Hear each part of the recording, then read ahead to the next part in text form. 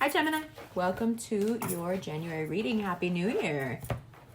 This is more of a 2022 reading, but we need to get to it for you guys because, first of all, before we do anything, let me say this.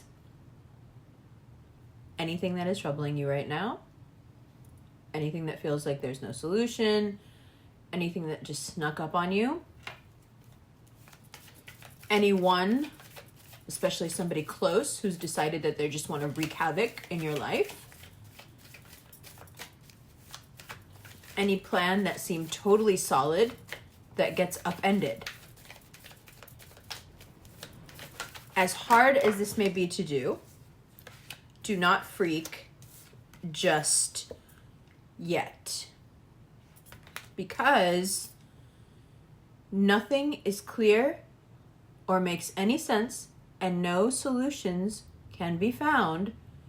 Well, solutions could be found if you even really understood the problem, but no matter what you think you know, you don't know anything until February 4th. You don't know anything until the end of January and the beginning of February. So, right now, and you're coming off of 5 days or so of a really intense square between Jupiter and the lunar nodes. So for you and Sagittarius, it's been tough.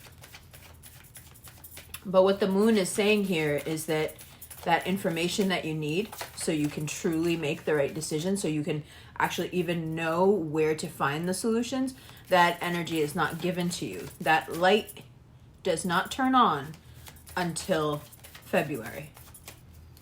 Now,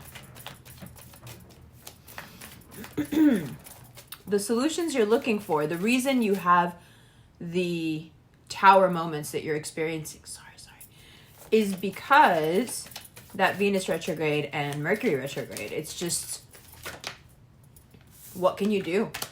There's so much Venusian energy, and that Venusian energy, if you let it be and you treat it the way Venus wants to be treated, okay? Venus doesn't want to be hounded. Venus wants to be appreciated and adored, and most of the time preferably from a distance, and allowed to go at their own pace. You know? It's slow. It's not a solution. Venus retrograde will end on the 29th of January. It will, at the end of all the uncertainty and confusion and mystery and dreaming, and it will present solutions, but the road is winding, it's very slow, it's very stubborn. Yes, Libra has that very Venusian energy, but this is the one. Taurus is that first and elemental Venus. So this here represents for you why the moon won't come out and give you those solutions before it's time.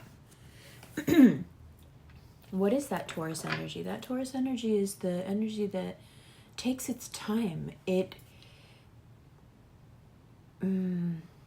things grow slowly. Things grow slowly, like you. Things grow slowly.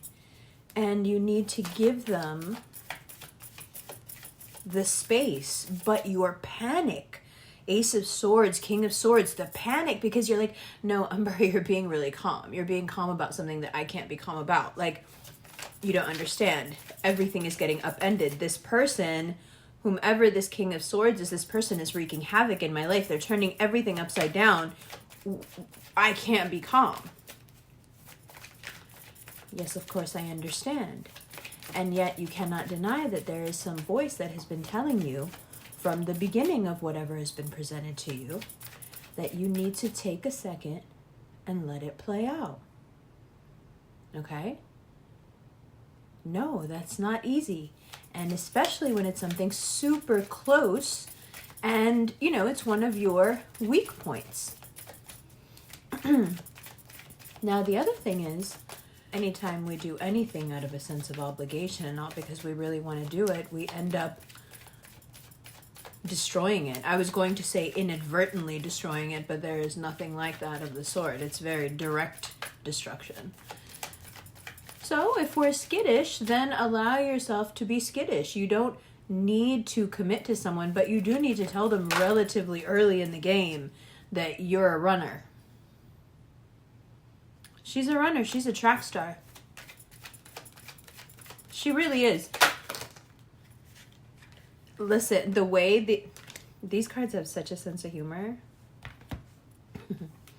She's a runner. She's a track star. She really, really is a runner and a track star.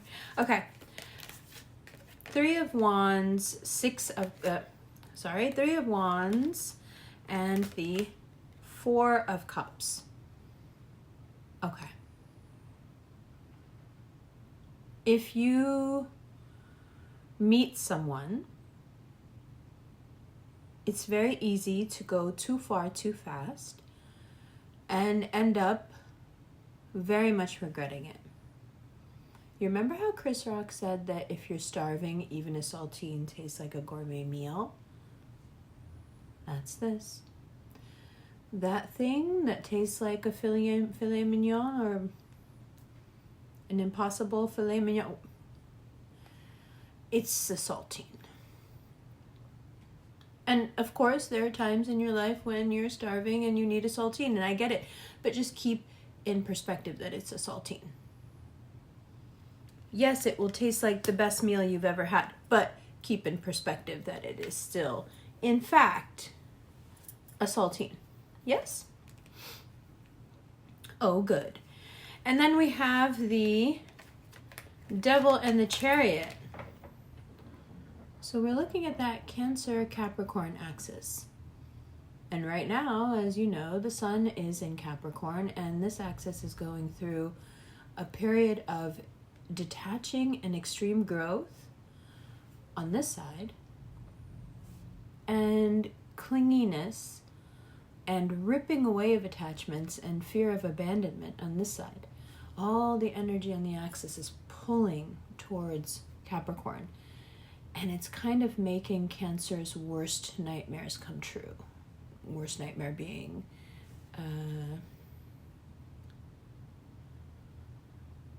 being unneeded, let's say. I mean, you could be more vicious and say not having the attention on them, but it's worse than that right now. So for these cards to come up right now, what it's telling you, what the cards are telling you, is that you have a danger of falling into the dynamic that's happening on this axis right now.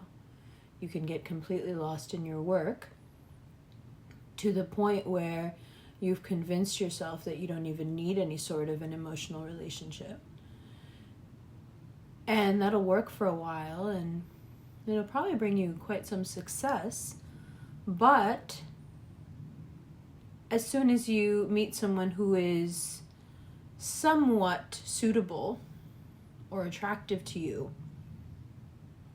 you'll forget all the cautionary tales you've been telling yourself, and you'll go too far. So, what's the golden rule? How do we keep ourselves when we have been lacking in certain areas from jumping at the first saltine?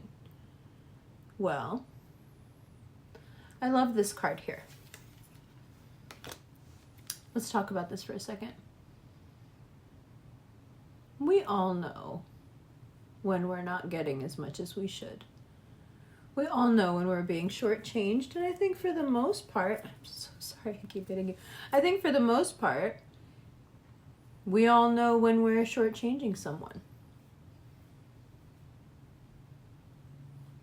We can ask our friends and we can talk to people for reference sake, but it's all just a show.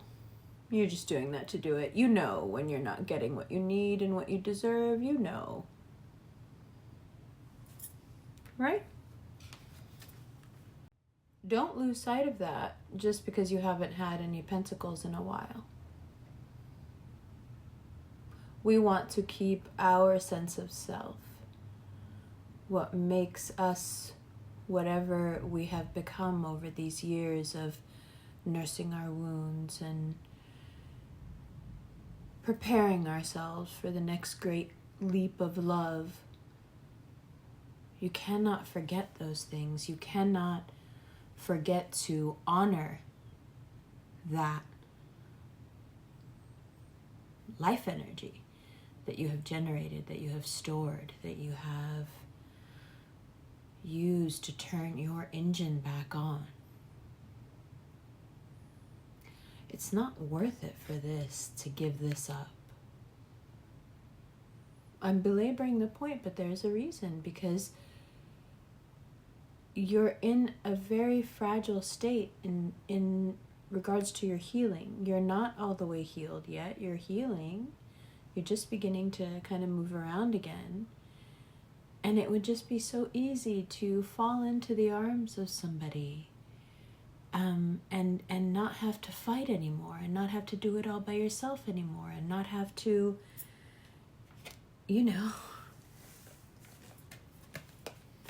lose by yourself anymore. And for Geminis, the losing we can do by ourselves, we hate winning by ourselves,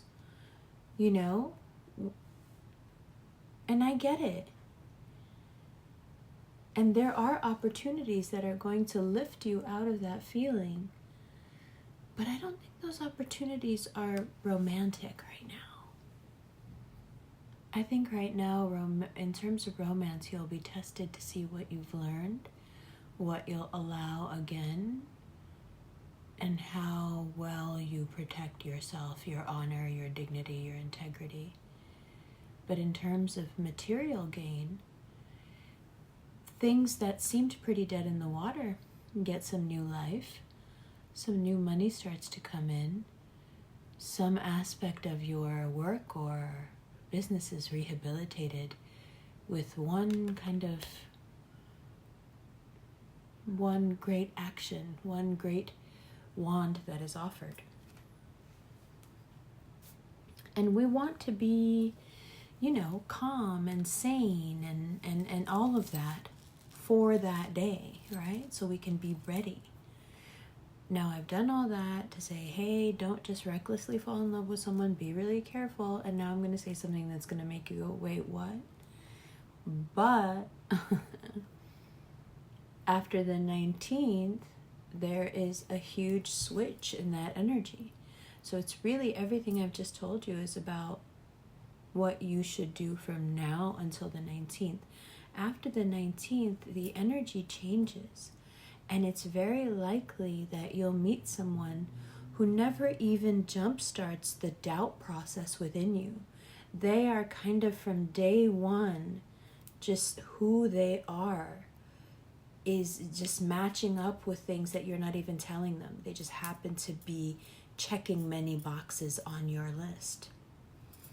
So it's only until the 19th, but regardless of it's before the 19th or after the 19th, that's not even the point. The point is, you need to be able to prove right now to the universe, God, and everybody that, and everything in between, that you know how to go into this and still have standards and boundaries when your feelings get involved. It can't be that you have all the standards and all the boundaries in the world until you fall in love, and then all of a sudden nothing matters. That it's childish, it's immature, and it's too much, it's enough, it's gotten us way too hurt. I'm just being real with you. So the universe wants to see now. Many of you had this test come up a couple of years ago and failed, and here we are again. Many of you had this test come up a couple of years ago and you passed, and you may be feeling like really sorry for the rest of us who didn't pass, because you're like, I'm actually pretty happy. So for those of you, let's address it. For those of you who are in a very happy relationship, how does this energy then play out for you? Well, one of the things that can happen right now is that you begin to see things in your partner that you really, things you want to change about your partner, things that they've always done. Now all of a sudden You feel like criticizing them. You feel like you're growing in ways that they're not keeping up, that they're not keeping parallel to you. This is all the illusions and confusions that are surrounding you until after the 19th. And then as of the 4th of February, I knew I was going to mess that up.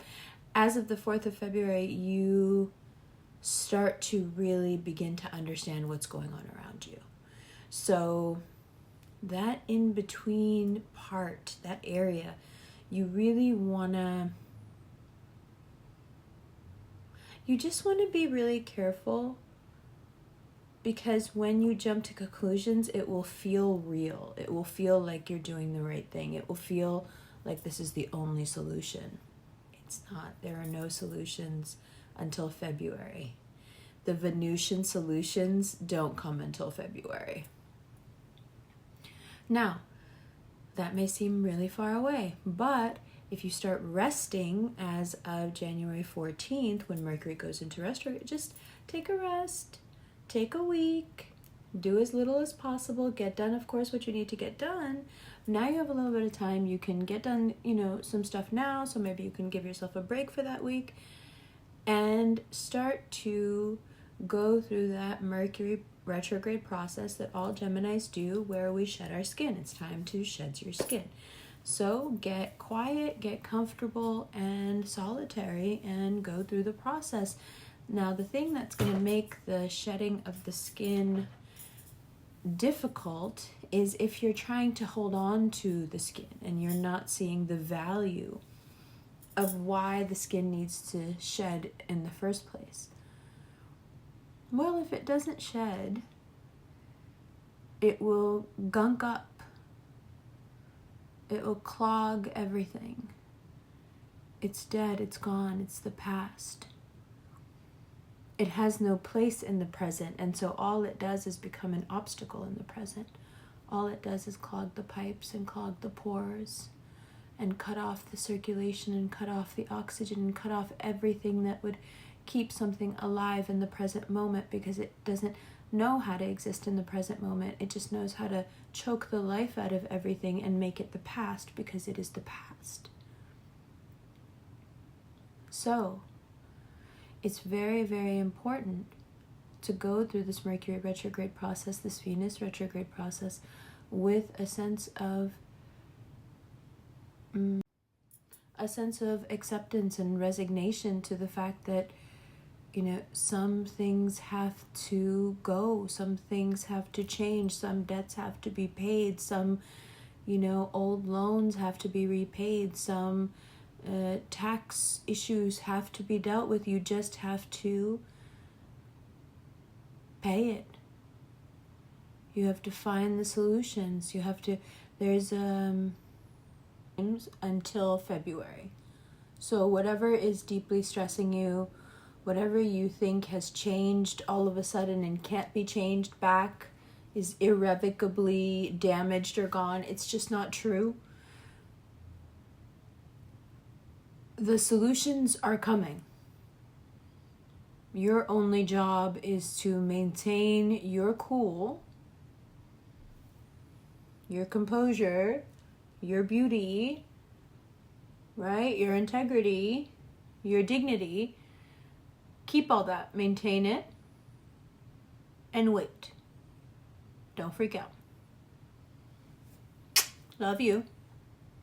Hi, Gemini. Welcome to the second part of your reading. Okay, Venusian solutions. So, Ace of Swords, King of Swords. You may be feeling right now, coming off these past 5 days, like there are obstacles popping up and there are situations popping up that you just don't know what the solution is. You can't even begin to find a workaround. And it's not like you, because you're good at finding solutions and your mind adapts and moves forward, and there is no sentimentality there. Whatever it is, okay, move along. We got to fix it. Next thing. But right now, perhaps for some of you who are young enough, this seems like the first time you've come across something that is insurmountable. Don't lose hope. It is a month of that. But only because the strategy that needs to be followed, the way that will open for you, the door that right now doesn't even appear shut, just doesn't seem to be there. Okay? A door will appear, but only in February. In the meantime, there is quite a bright light shining here on those Venus retrograde aspects that you need to pay the most attention to. And I'm pretty sure, okay, which is to say, I'm sure, little Gemini speak, that whatever this insurmountable or seemingly insurmountable issue it is, it has everything to do with the aspects of your life that Venus retrograde likes to shine a light on. And remember, the moon is an uncomfortable light. The use of the imagery there of all the creepy crawlers coming out of the ocean. Think about it. The depths of the ocean are such a mystery to us, right? There's even quite a large movement on certain platforms where they talk about the ocean perhaps being space, as it is referred to in the Bible. It is the complete unknown. It is the Piscean energy. And what the moon does, see, Pisces being both the moon and the water, Pisces understanding the two fish being actually one organism, as Alan Watts refers to the bee and the flower. The bee and the flower may look like two different things, but they are one energetic organism.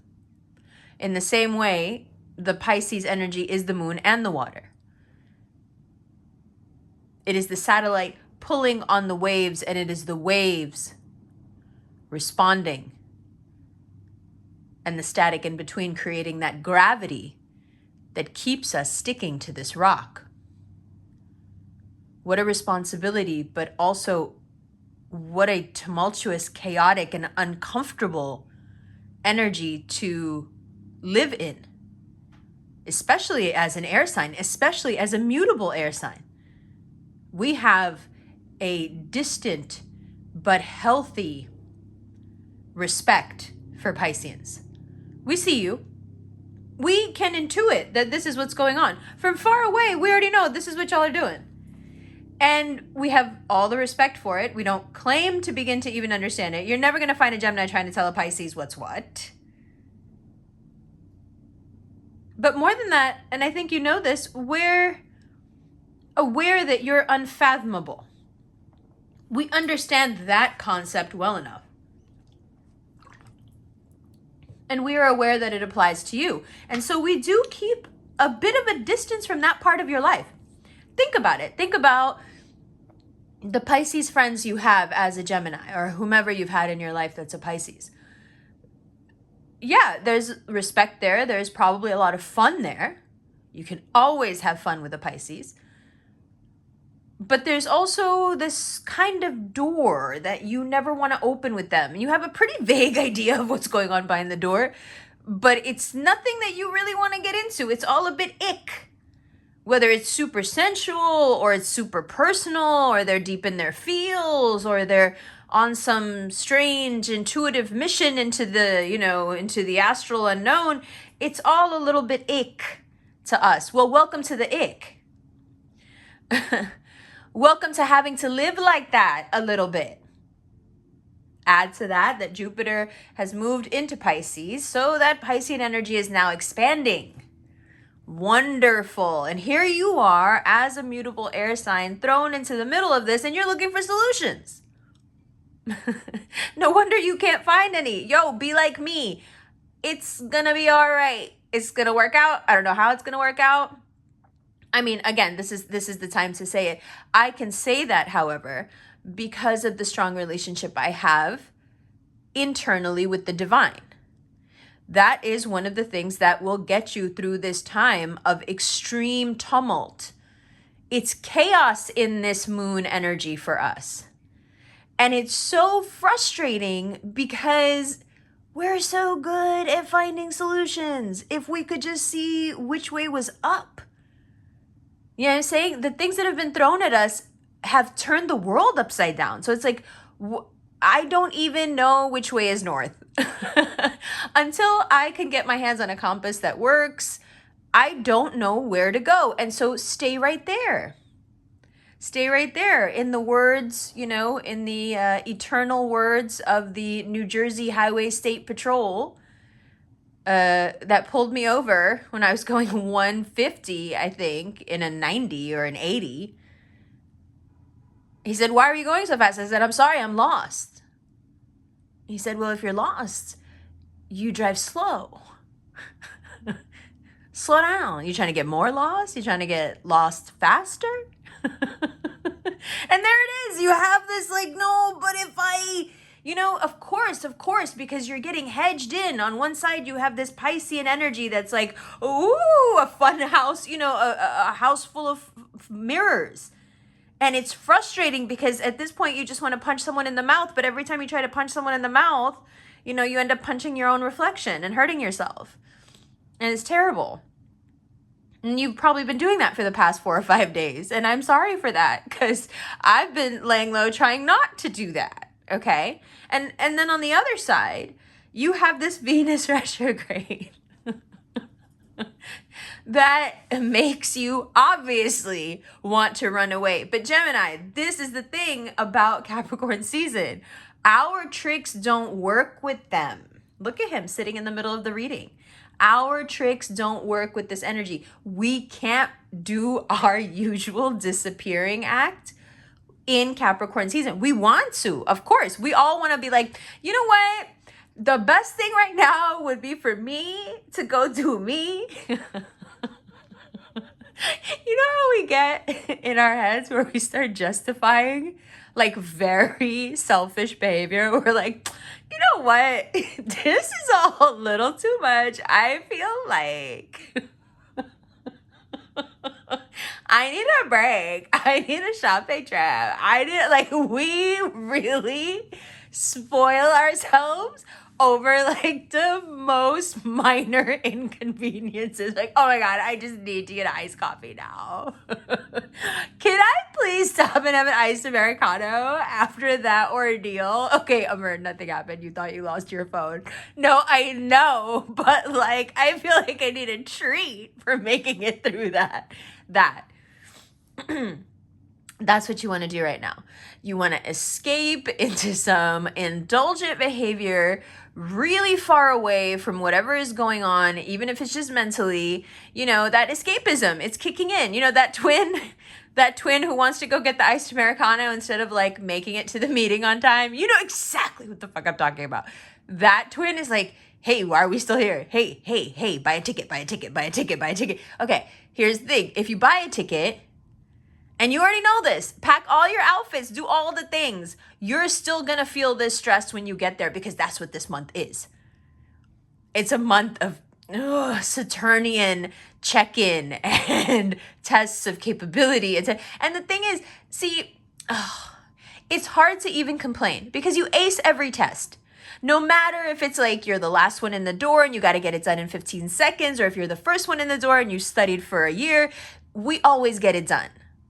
Right? So we know we're going to get it done, but this interim of getting beat up by Saturn and feeling like everything that you swear you really, really know for real, stop playing, can't live without, is being upturned. And it's and you may get into this false, you may slip into this false narrative that perhaps what Saturn wants from you, perhaps what Capricorn season wants from you, is to find solutions to these problems. Well, go ahead and find solutions. But what kind of trick is this? Mercury is retrograde as of the 14th. Until when? Like I said, February 4th is when you start to get answers. Nothing makes sense to them. So Mercury is retrograde. Venus is retrograde until the very end of January. And here's Saturn. Here's Capricorn sitting in the middle of everything going, give me answers.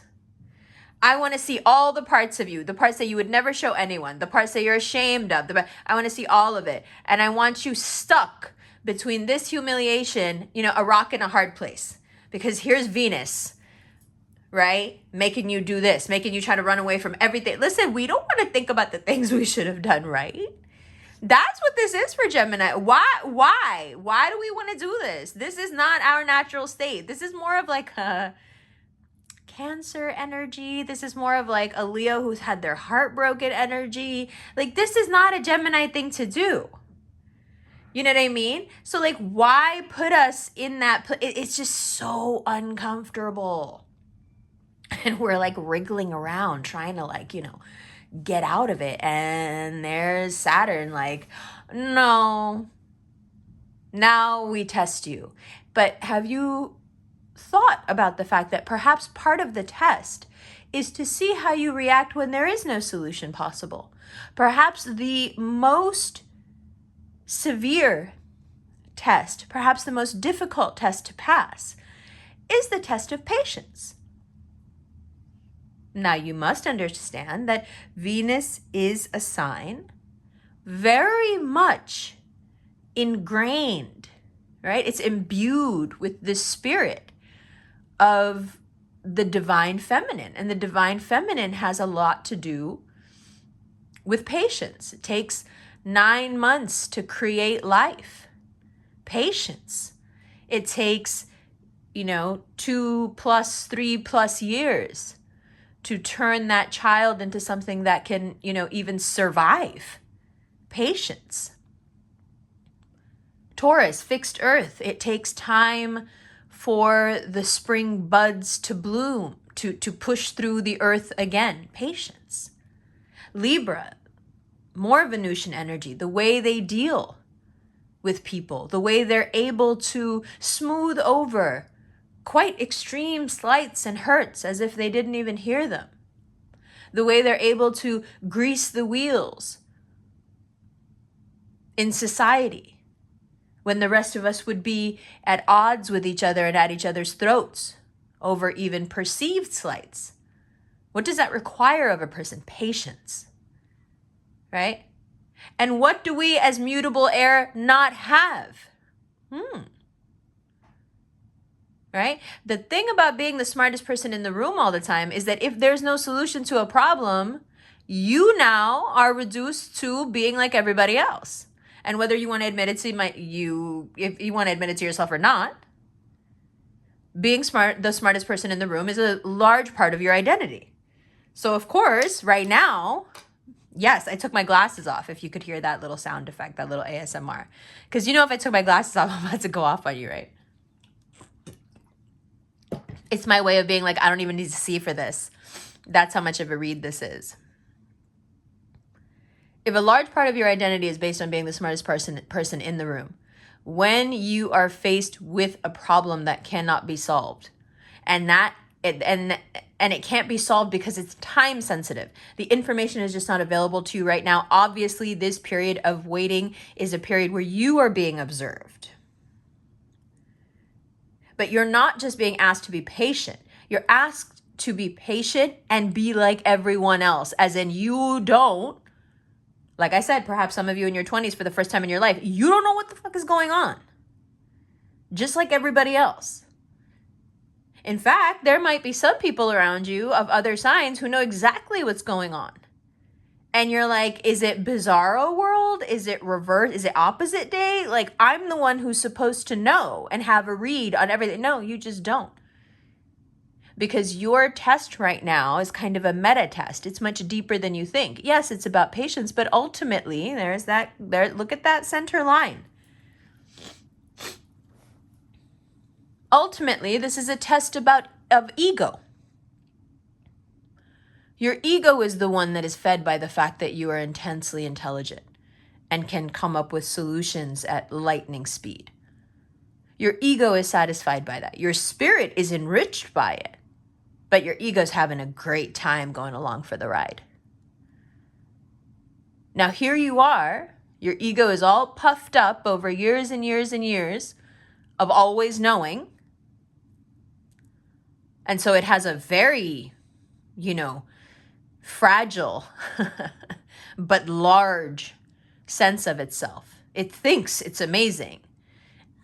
Deep inside it knows it's made of paper thin glass, but it's huge. So, that's something too big to break. And here comes 2021 Capricorn season and taps on that glass and it turns to powder. Now, if you've always known that that egoic glass bubble was there but never really paid it much mind, you might not be too disturbed by it not existing anymore.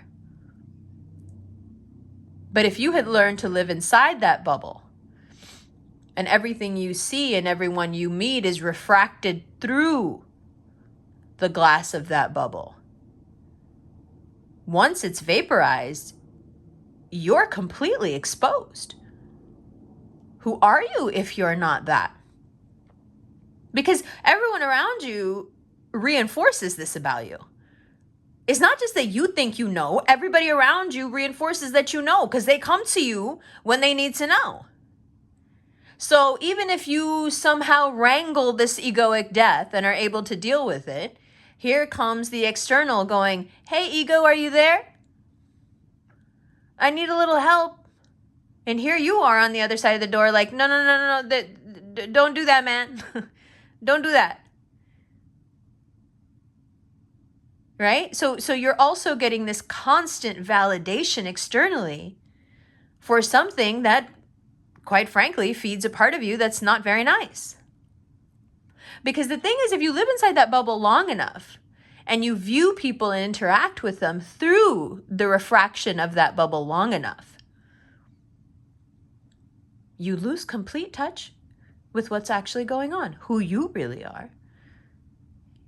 That self-awareness disappears completely because self-awareness is the enemy of that thing.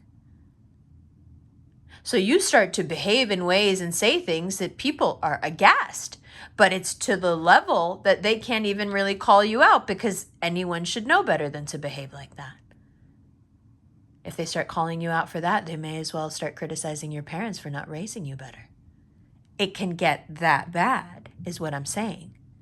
And here comes Capricorn season, not willing to deal with any moment of your shit, taps on that glass, turns it to dust, and walks away and says, do better. Now you're going to spend a month not knowing what to do, having your most intense secret feelings, desires, fears, especially around love and connection, exposed. The thing about moonlight is that it's very uncomfortable. The things that live in the dark are like, what do you want? Right? The day in the night. It's the things you would never see during the day are out in the night. And now there's a big bright light shining on all those parts of you that never come out during the day. And as the 10 of Swords underneath tells you, you know what we put there. You know what we put into the night, all our pain, all our suffering, the things that we could never let anyone see because then they would look at us different. If we weren't the most beautiful, the most put together, the most intelligent, they would look at us different. And if they looked at us different, what would happen? Well, Saturn wants to find out. And as irritating and painful as it may seem, and I'm sure it does, same. There is that Chariot card right next door to tell you why. Mom and Dad. Dad gives you, the harsh reality, the rules, the new rules. Checks your ego, demolishes it. And there's the other side of the axis to soothe you, put you back on the right road with a little nudge and an explanation for all the things that Saturn will never explain to you because it does not feel the need. Cancer's the one that comes in and says, he's only doing that because he knows this is the right road for you to be on. You don't need to be doing that. I know it seems like that's what you want, but, and you get put back on your right road, but as soon as you do, it's very likely that you will be tested again. So first is a test of your sabr, your patience. It's Arabic for sabr. Arabic for patience is sabr. And then you are tested at your weakest. Then you are tested with your heart. The cool thing about people who admit to having feelings and are often talking about their feelings and often engage in conversations about other people's feelings is that they have a pretty good grasp on feelings because they articulate it so often. When we haven't been really having any feelings for a while, and then all of a sudden, and it looks like around the 19th is when this switch up happens, all of a sudden, all these feelings start flying around. And like I said, it's very easy to go, hey, I haven't experienced this in a while. I'm just going to jump head first into this because, I can't do anything about these problems I have right now. I got to wait for the solutions, like she said. So I'm just going to be patient. Let me do this in the meantime. Yay. No. Nope. Remember what the I Ching says. An invitation can be to dance or to step out onto a ledge. It is your discernment that will keep you safe. You will get an invitation. It will seem oh so very magical. And what will it appeal to? The thing that Saturn just destroyed. You see how complicated and sophisticated this construct is in testing you. So your ego, this bubble, is destroyed, and right away something is put before you to tempt you right back into thinking that you're the shit. Now, I'm not saying that you shouldn't think that, but you should definitely not think that because somebody else tells you, or because of how somebody else looks at you, or by how somebody else treats you. People treat people because of how they feel about themselves. Good or bad, it has nothing to do with you. That's the thing. Most people get stuck at, if someone's saying something bad about me, well, they're just talking about themselves. That has nothing to do with me. Okay, that's pretty good. But that still leaves a huge gaping wound for that ego to crawl into, because you're also not adding that people, when they compliment you, they're really telling you how they feel about themselves. And that has nothing to do with you either. The way people treat you, quote unquote, good or quote unquote bad, has nothing to do with you. Nothing. It has to do with them.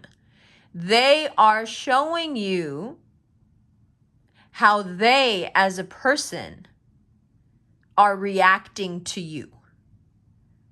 All they're doing is giving away all their information about themselves. Okay, so if somebody comes along and tries to flatter you or romance you into something, don't fall for it, because it's just a reflection of them. It has nothing to do with you. And it might not even be the reflection you think you see. Just because someone is telling you you're beautiful and wonderful doesn't mean that's a reflection of how they feel about themselves. It could be a reflection of the fact that they're a wily son of a bitch. And you're an easy mark and they're an opportunist. Saltine. Okay? Saltine. This is an invitation onto a ledge. And one that you can deeply, deeply regret, because you are not ready for this kind of pain. It's not a good decision. Oh, but what if I made someone I really like them? Okay. Well, the truth is, if you really like someone and they really like you, you can take it at whatever pace you want. So if it's not going at the pace you want, and you feel in any way manipulated or rushed, just hearken back to this reading. Right? You'll know. Your gut will tell you, I'm just starting to get myself saying this could get real toxic real quick. Yeah, it will. It'll get real toxic real quick, but it'll be all wrapped around you before you realize it. Because listen, just because Saturn comes over and,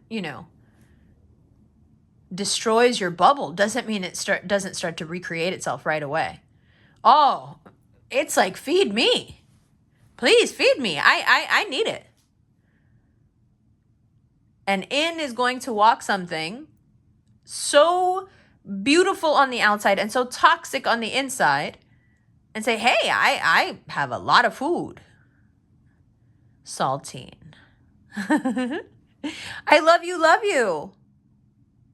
Let's get into the extended. This is exciting. I love you, love you. I'll see you in a minute.